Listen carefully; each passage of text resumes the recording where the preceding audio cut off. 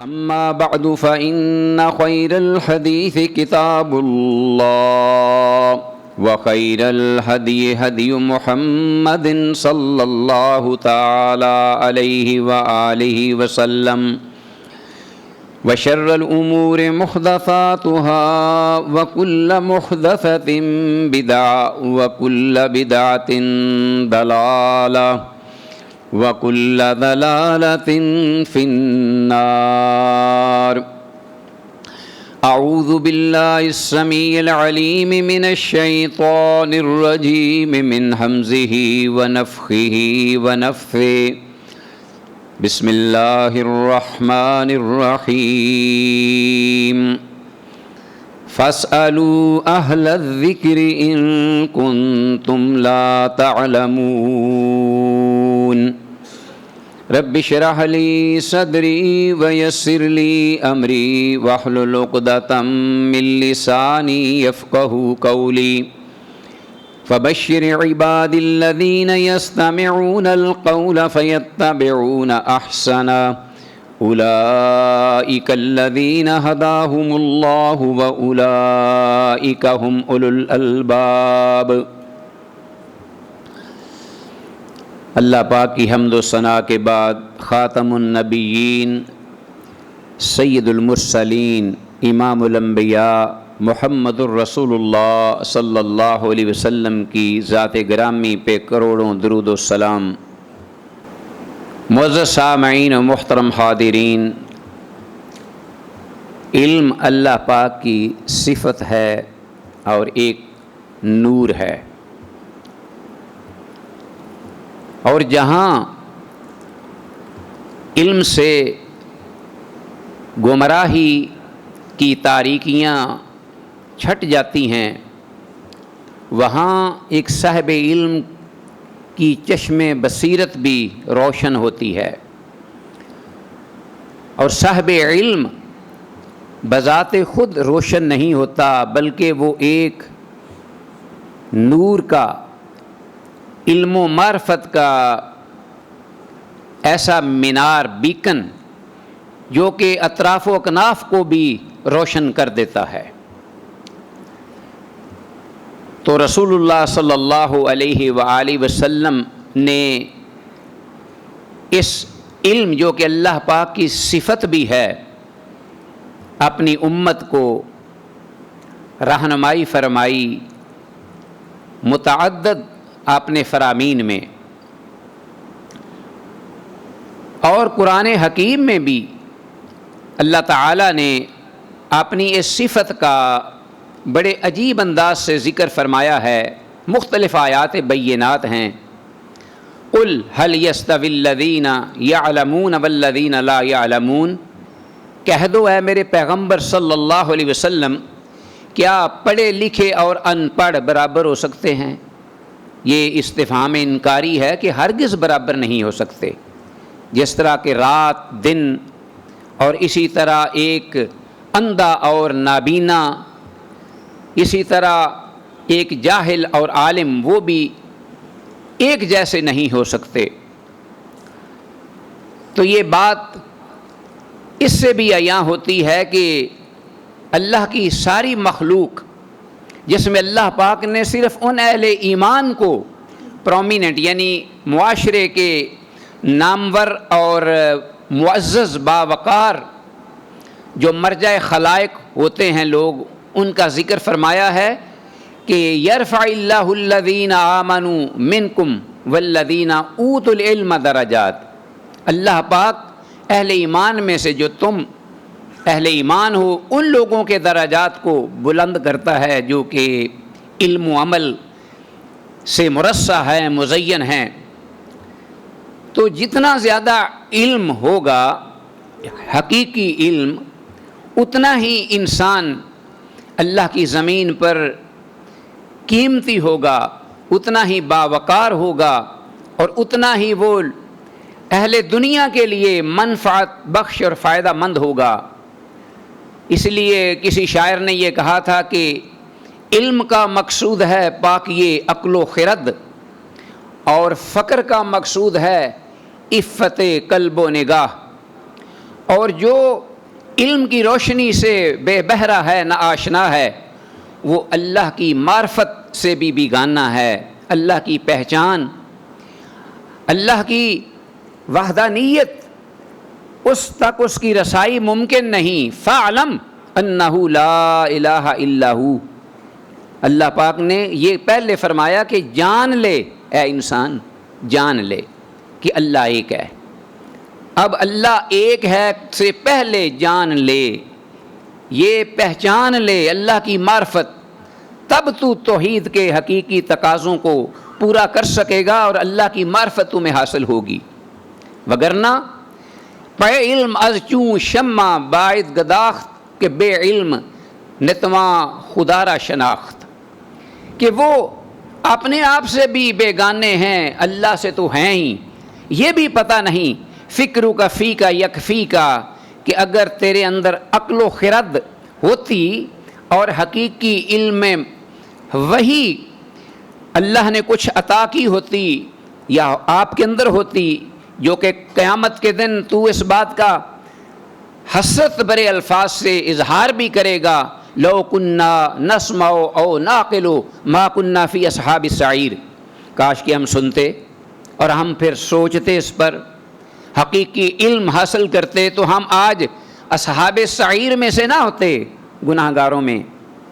تو اس علم کی جو افادیت و اہمیت ہے، اس پر جتنی بات کی جائے کم ہے۔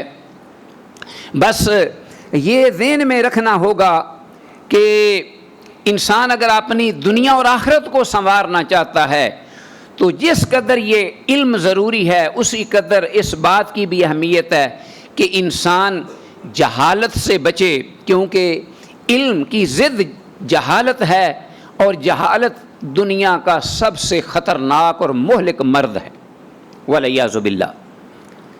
اسی لیے رسول اللہ صلی اللہ علیہ وسلم نے اپنی امت میں سے جو صاحب فتویٰ یا اصحاب علم و فضل ہیں، ان کو اس بات پر انگیخت دلائی کہ کہیں ایسی غلطی نہ ہو جائے کہ لوگ آپ کے پاس مسئلہ دریافت کرنے آئیں اور آپ جانتے بوجھتے ہوئے بھی کہہ دیں کہ مجھے علم نہیں، یا چھپا لیں کسی دنیاوی مفاد کی خاطر یا کسی اور وجہ سے، سبب سے۔ تو رسول اللہ صلی اللہ علیہ وسلم نے اس پر وعید بیان فرمایا کہ من سئل عن علم علمہ، اور بعض روایات میں ہے من سئل عن علم ثم کتمہ، جس کسی نے کسی مسئلے کی بابت دریافت کیا اور کوئی شخص پوچھا گیا سوال، وہو یعلمہ یا عالمہ، اور وہ جانتا ہے، یہ بات ذہن میں رہے کہ وہ جانتا بھی ہو، پھر وہ پوچھا جائے، ایک جو نہیں جانتا وہ آیا اس کے پاس، پھر وہ کاتامہ ہو، اس نے چھپا لیا، اب اس کی سزا کیا ہے؟ الجم یوم القیامت بلجام من النار، قیامت کے دن اس کی اس زبان سے، جس زبان کو اس نے روک لیا ہے، جو اللہ نے عطا کی ہے احقاق حق کے لیے، حق بات بیان کرنے کے لیے، اس نے اس کو روک لیا ہے، تو قیامت کے دن آتش جہنم کی لگام اس زبان کو دے دی جائے گی اور وہ اس سے باندھ دی جائے گی جہنم کی لگام، والعیاذ باللہ۔ تو اس میں ظاہر ہے کہ وہ شخص جس سے وہ مسئلہ جو دریافت کیا گیا ہے وہ جانتا بھی ہو اس بارے میں، اس وقت اس کے لیے وعید ہوگی، اور پھر اس مسئلے کی معاشرے میں ضرورت بھی ہو کہ اگر وہ چھپائے گا تو نقصان ہوگا۔ کچھ لوگ جو ہیں وہ اس سے ہٹ کر ایسی باتوں پہ عمل کر لیں گے جو شریعت کے منافی ہیں، تو پھر اس کا بھی گناہ جس نے روکا ہے اور بتانے سے گریز کیا ہے، اس کا جو کرنے والا ہے غلط، اس کا بھی گناہ اس پر ہوگا، کیونکہ اس نے تو جا کر پوچھا، اس کے پاس تو یہی ایک وسیلہ تھا، ذریعہ تھا اپنے معاشرے میں۔ تو اس لیے یہاں شریعت نے اگر مرد نہیں ملتا تو مرد عورت سے بھی پوچھ لے، خاتون اگر جانتی ہے کوئی مسئلہ شرعی تو وہ پوچھے، اگر نہیں پوچھے گا تو گناہ گار ہوگا۔ اس میں آپ اگر کتب احادیث اٹھائیں یا قرآن مجید کی تعلیمات تو بالکل واشگاف الفاظ سے پس پردہ صحابہ اکرام رضوان اللہ علیہم اجمعین امہات المومنین کے پاس آ کر سوالات کرتے تھے. اللہ اکبر. اور ایک بار تو عائشہ رضی اللہ عنہا نے فرمایا کہ اس قسم کے الفاظ ہیں, مجھے پورے یاد نہیں, کہ رحم اللہ نساء انصاری کہ لم یمنعہن, کہ اللہ عورتوں انصار کی جو خواتین ہیں ان پر رحم فرمائے کہ وہ انہیں کوئی بھی مسئلہ شرعی درپیش ہو تو انہیں کوئی چیز جو ہے وہ روکتی نہیں پوچھنے سے. جیسے انسان کو بس اوقات شرم آ جاتی ہے یا حیا آ جاتا ہے, نہیں, وہ پوچھتی ہیں, اس لیے کہ ہم غلط کام جو ہے وہ نہ کر کے کہیں اللہ پاک کے ہاں بجائے ثواب اور اجر کے ہم نقصان اٹھا کر معتوب نہ ہو جائیں. یہ بہت بڑا اس کے جو انجام ہے, اس کے جو نتائج ہیں, عواقب ہیں, وہ اتنے خوفناک ہیں کہ حدیث میں ایک آپ کو دلیل دیتا ہوں.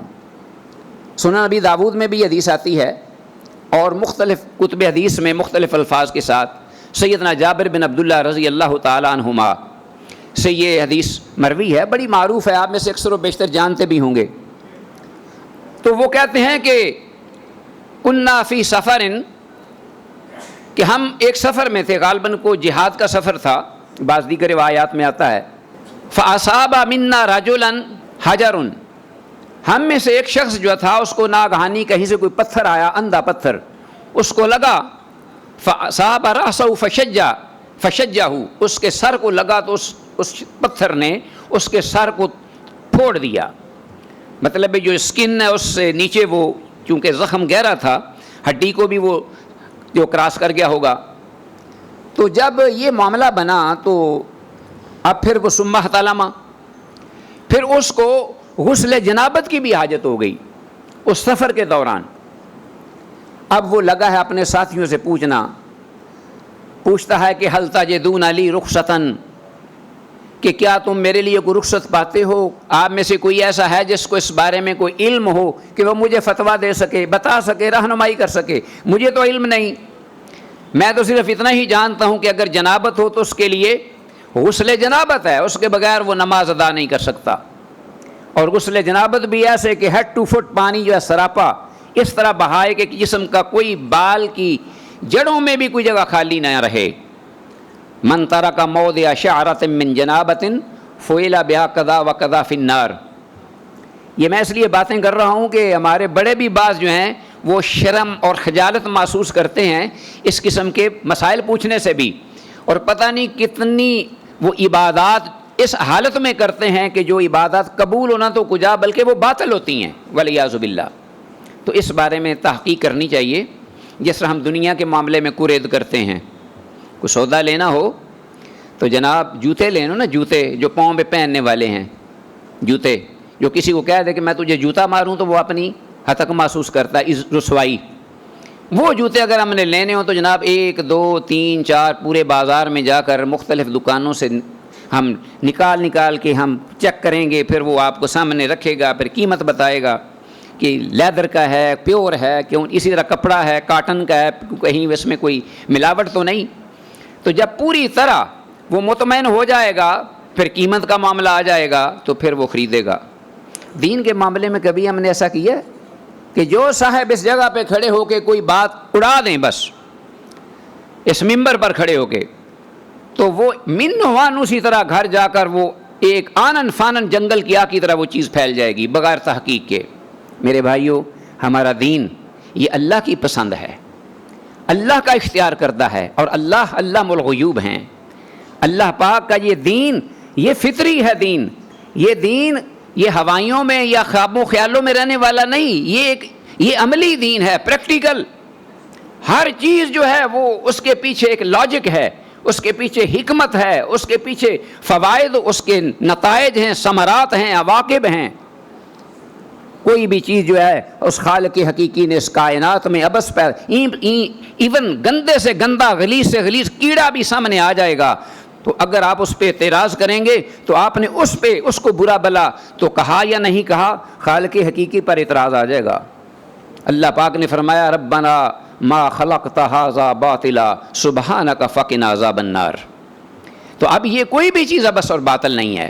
تو دین اس کو ہم اسی طرح بڑا ہی ہلکا لیتے ہیں. تحسبونہ ہینا وہو عند اللہ عظیم، اگنور کر دیا جو ہے جی بس دیکھا دیکھی.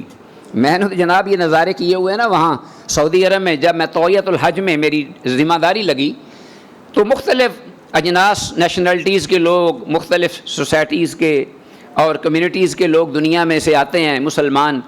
خاص طور پر یہ جو افریقی ممالک کے لوگ ہیں، جہالت کا یہ انداز ہے کہ جس طرح بیت اللہ شریف میں وہ طواف کر رہے تھے اللہ کے گھر کا، اسی طرح جب مدینہ گئے، میری وہاں بھی ڈیوٹی تھی، تو سینکڑوں نہیں ہزاروں لوگ جو گروپوں کی شکل میں آئے ہوتے ہیں ایک علاقے کے، اور ان کا ایک کفیل ہوتا ہے، پھر ایک ان کے اندر ایک مفتی ہوتا ہے. وہ سب کے سب جو ہیں وہ مسجد نبوی کا طواف کر رہے ہیں. اور مسجد نبوی مغرب کی نماز میں نے خود دیکھا ہے کہ مسجد نبوی کی طرح منہ کر کے ادا کر رہے ہیں. بیت اللہ شریف ان کے کمر میں ہے. یعنی اتنی بڑی فاش غلطی. اور حج کے دوران پوچھا نہیں ہے فَاسْأَلُوا أَهْلَ الذِّكْرِ إِن كُنتُمْ لَا تَعْلَمُونَ. قرآن کہتا ہے ہمارا دین، اگر اللہ پاک کی کتاب بھی اترتی ہے، اللہ کا حکم بھی اترتا ہے، تو قرآن مجید میں اللہ پاک نے فرمایا کہ عباد الرحمن وہ ہیں، وعباد الرحمن آگے ان کی جو صفات ہیں، کوالٹیز ہیں، وہ اللہ نے بیان کی ہیں ساری. اور اس میں یہ بھی ہے والذین اذا ذکروا بآیات ربہم لم یخروا علیہا صما وعمیانا. وہ اللہ کے بندے کے جب انہیں اللہ کی آیات ان پر اترتی، نازل ان کے سامنے پڑھی جاتی ہے، اتاری جاتی ہیں، تو اندھا دھند آنکھیں بند کر کے اس پر نہیں پل پڑتے، ان پر علی وجہ البصیرہ سمجھیں گے اور پھر اس پر عمل کریں گے. ہمارا یہ دین. اب انہوں نے جو صحابی رسول ہیں، انہوں نے جب سر ان کا زخمی ہے، اب نماز کی ضرورت ہے، انہیں حاجت ہے کہ میں اب کیا کروں، مسئلہ دریافت کر رہے ہیں، تو سب نے کہا کہ قالوا ما نجد لک رخصۃ وانک تقدر علی الماء. یعنی پانی بھی موجود ہے اور آپ جوان ہیں اور آپ پانی کو استعمال بھی کر سکتے ہیں، ہم آپ کے لیے کوئی رخصت نہیں پاتے، آپ کو غسل جنابت کرنا ہوگا. جس طرح کہ بالوں کی جڑوں تک پانی کو پہنچانا ہے. اگرچہ یہ سند کے اعتبار سے حدیث تو ہے، اس میں کلام ہے، من ترک موضع شعرۃ من جنابۃ فعل بها کذا وکذا فی النار. لیکن عمل اسی پر ہی ہے اہل علم کا کہ غسل جنابت میں اپنے جو جسم کا ایک ایک ریشہ جو ہے، ایک ایک جو حصہ ہے، بالوں کی جڑوں تک پانی پہنچنا چاہیے، وگرنہ اس جگہ پر آتش جہنم کے انگارے پہنچیں گے. یہ تو حدیث کے الفاظ ہیں، لیکن عمل اسی پر ہے، وعید ہے اس پر. اب وہ بیچارہ ڈرا ہوا تھا کہ اگر کوئی جگہ خشک رہ گئی، اس نے غسل کر لیا، کیونکہ صحابہ نے کہہ دیا کہ ہم آپ کے لیے رخصت نہیں پاتے. غسل کیا تو جو وہ جسم جو سر کا زخم ہے، آپ جانتے ہیں کہ یہ بڑا حساس معاملہ ہے دماغ کا، اور اس میں اگر گہرا زخم ہو تو فوراً انفیکشن ہو جاتی ہے. بہت ضروری ہوتا ہے کہ بڑی اس پر کیئر کی جائے. تو اب پانی پہنچا، جو انفیکشن ہوگی، زخم بگڑ گیا، تو ان بیچاروں کی ڈیتھ ہوگی، فوت ہو گئے وہ. اب صحابہ پر یہ جو منظر تھا، یہ اگنور تو نہیں وہ کر سکتے تھے آسانی سے، نہ ہضم ہو سکتا تھا. عجیب قسم کی ان کے اندر پریشانی بھی تھی، خلش بھی تھی کہ ہم نے یہ اللہ کے پاس چلا گیا ہے، یہاں تک کہ ہم نے اس کو کہہ دیا کہ نہا لو. واپس آئے جب رسول اللہ صلی اللہ علیہ وسلم کے پاس تشریف لائے، فأخبر بذلك النبی صلی اللہ علیہ وسلم، آپ نے جو فرمایا وہ ذرا الفاظ ہیں سننے والے. اب ذرا دیکھیے گا، یہ صحابہ کرام کی جماعت ہے، صفوۃ الخلق، جن کو یہ ٹائٹل ملا ہوا ہے رضی اللہ عنہم ورضوا عنہ. اللہ ان سے راضی ہے اور وہ اللہ سے راضی ہیں. ان سے یہ خطا ہوئی، لیکن اس خطا پر پیغمبر نے کیا الفاظ فرمائے، وہ کلمات فرمایا کہ قاتلوہ. جب سنا تو فرمایا کہ ان سب نے اس کو قتل کر دیا ہے، قاتلہم اللہ، اللہ ان سب کو قتل کرے. انما یکفی کا ان یتیمم، انما یکفی، یہ الفاظ تو جو ہیں یہ غیر ثابت ہیں، لیکن آگے یہ ذکر ہوا ہے کہ یہ کافی تھا، جس کا مطلب مفہوم یہی ہے کہ وہ یہ زخم ہے، اس پر وہ پٹی باندھتا، یاسر او یعصب علیہ علی جرحہ خرقۃ من ثیاب، یعنی کوئی پٹی باندھ لیتا کپڑے کی، پھر ثم یمسح فی، اس پر پھر وہ مسح کرتا، مسح کرنے کے بعد بقیہ جو جسم ہے سارا اس کو وہ دھو لیتا. اس نے خوف سے اس بات کا اہتمام نہیں کیا اور پانی پڑ گیا اور وہ اللہ کے پاس چلا گیا. میرے بھائیوں، یہ ہے وہ مرد۔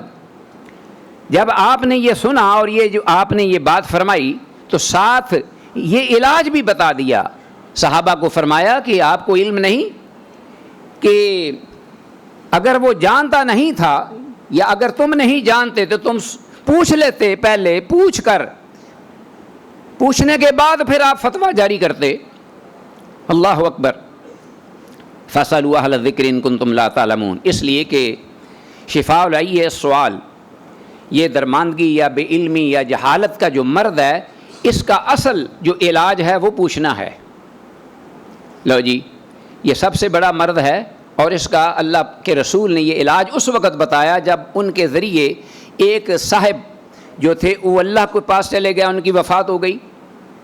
آپ نے فرمایا کہ جہالت کا جو مرض ہے اس کا علاج اصل کیا ہے؟ پوچھنا، پوچھ لینا۔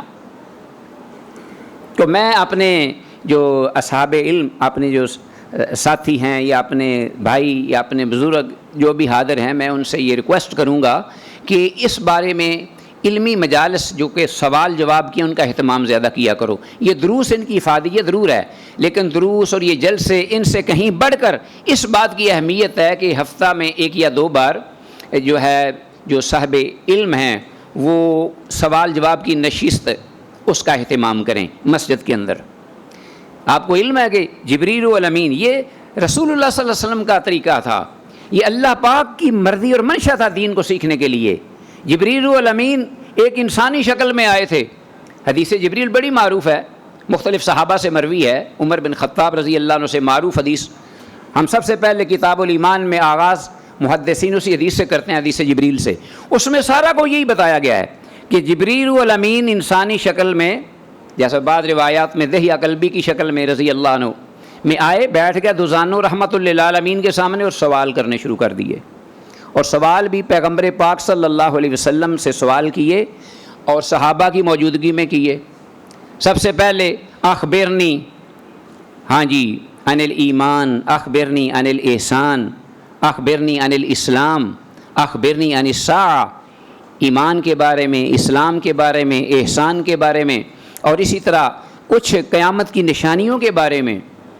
تو صحابہ کہتے ہیں کہ بڑا عجیب معاملہ یہ ہمیں لگا کہ جب وہ کہتے ہیں نا آگے سے سوال کرنے والے بظاہر جو ہمارے ساتھی تھے، اجنبی آئے ہوئے تھے مسافر بن کر، تو یصدقہ، وہ تصدیق بھی کرتے، سن کر کہتے ہیں کہ صدقتا، آپ نے صحیح کہا ہے اللہ کے رسول، آپ نے سچ کہی بات۔ اور اگر وہ تصدیق کر رہے ہیں، پہلے سے جانتے ہیں، تو پوچھنے کی کیا ضرورت ہے؟ بھئی پوچھنے کی ضرورت اس لیے ہے کہ جو پاس صحابہ بیٹھے ہوئے ہیں ان کو سکھلانا مقصود ہے، ان کو پڑھانا مقصود ہے۔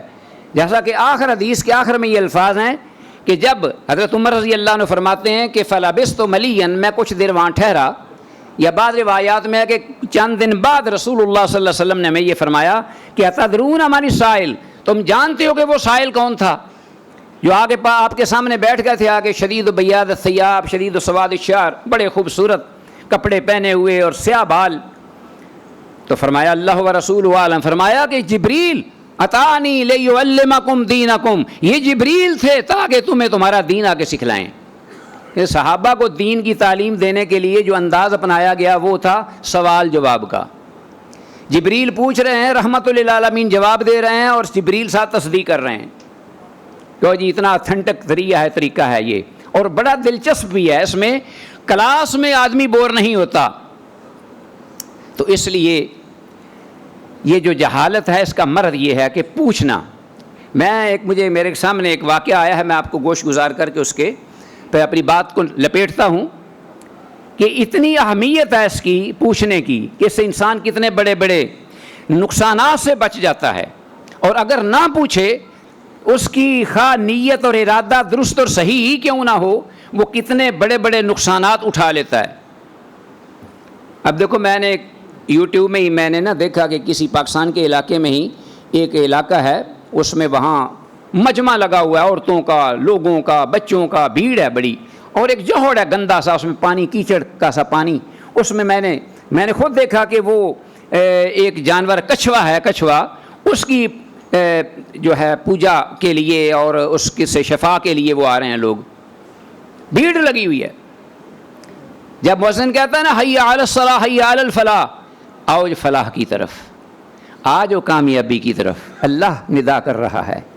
یہاں سے گزر جاتے ہیں لوگ، ادھر سے سنا ادھر سے نکال دیا 5 بار. یہ بے حسی ہے اس کی، اس مسلمان کی.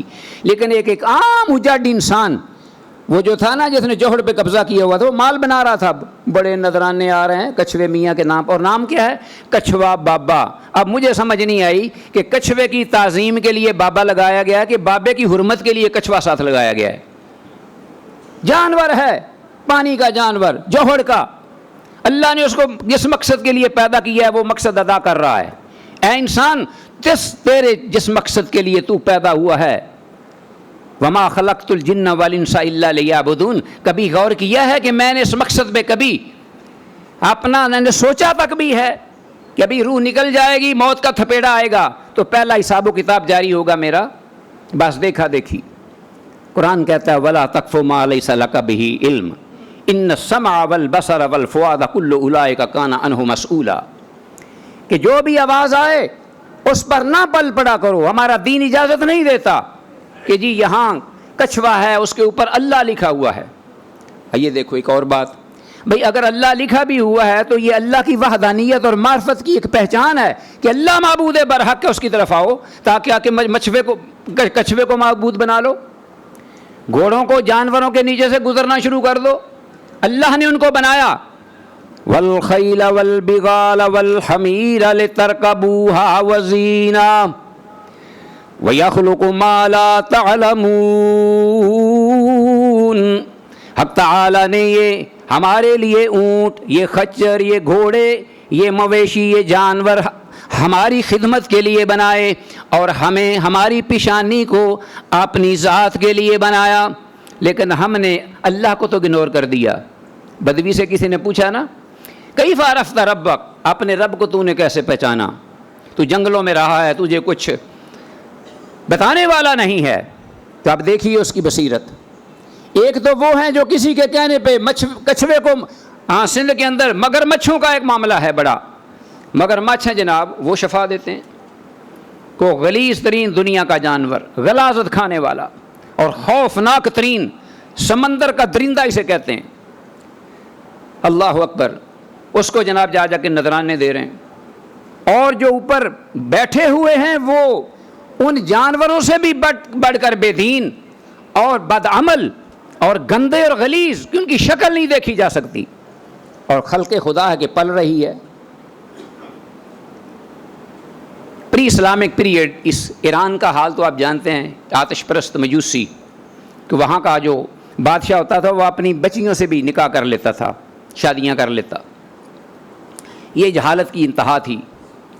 اس میں کوئی نہ کوئی اس بے بصیرت رکھنے والا انسان ہر جگہ پہ کوئی نہ کوئی مل جاتا ہے، جس کو دنیا مفکر کے نام سے بھی، شیوانا نامی مفکر، پری اسلامک پیریڈ، اسلام سے پہلے. اس کے پاس ایک لڑکا چھوٹا سا بھاگتا ہوا آتا ہے، کہتا ہے کہ میری چھوٹی معصومہ بہن کو میری ماں جو بڑا معبد ہے، اس کے معبد کا جو بڑا ذمہ دار ہے کاہن، اس کے کہنے پر وہ اس کو ذبح کرنے کے لیے تلی ہوئی ہے بت کے چرنوں میں. خدا کے لیے میری معصومہ بہن کو بچا لو.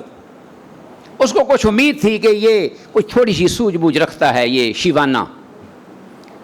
اب وہ فوراً اٹھا، اس کو پتا تھا وہاں کے لوگ جس قسم کے تھے، حیوانوں سے بھی بدتر، درندے جہالت میں.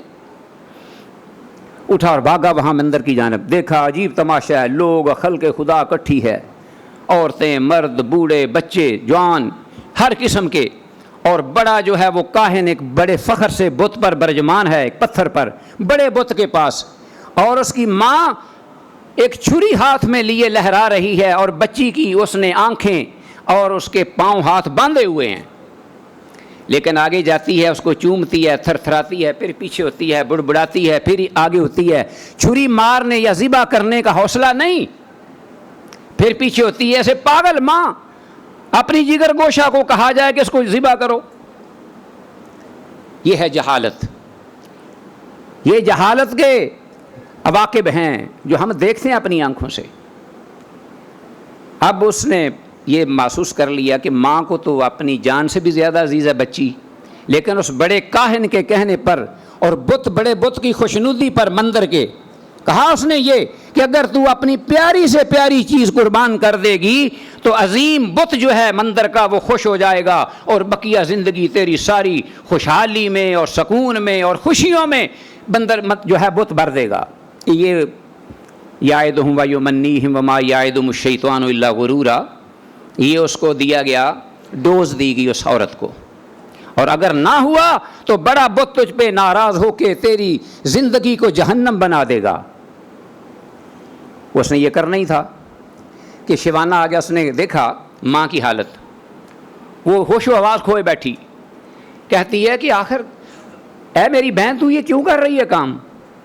اشارہ کرتی ہے کہ وہ جو بیٹھا ہوا ہے اس کے کہنے پہ، ڈرتی ہوں کہ کہیں میری دنیا سب کچھ نہ لٹ جائے، ختم ہو جائے. کہ اس نے کیا کہا ہے کہ اس نے کہا کہ عزیز ترین چیز جو ہے وہ ذبح کرو بت کے چرنوں میں.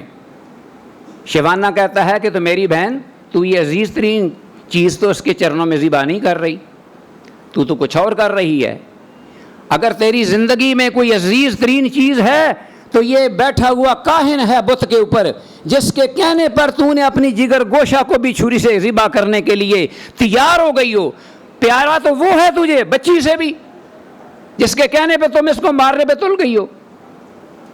اگر تم نے اس بت کی رضا کے لیے اس بڑے کاہن کو ذبح کر کے اس کے چرنوں میں نہ ڈالا تو بت الٹا تجھ پہ ناراض ہو کے تجھ پہ عذاب مبتلا کر دے گا. اب جناب وہ بفری ہوئی تھی، پاگل تھی عورت، وہ چھرا لے کر ادھر پہنچی کاہن کی طرف. اس نے اپنی بچی کے جو تھے اپنا جکڑی ہوئی تھی رسیوں میں وہ توڑ ڈالیں، کاٹ ڈالیں، باندھ دی، اس کو آزاد کر دیا. لیکن وہ کاہن جو ہے وہ اس سے پہلے کہ وہ اس تک پہنچتی اپروچ کرتی وہ غائب ہو چکا تھا، اور اس کے بعد تک وہ کہیں کاہن نظر نہ آیا.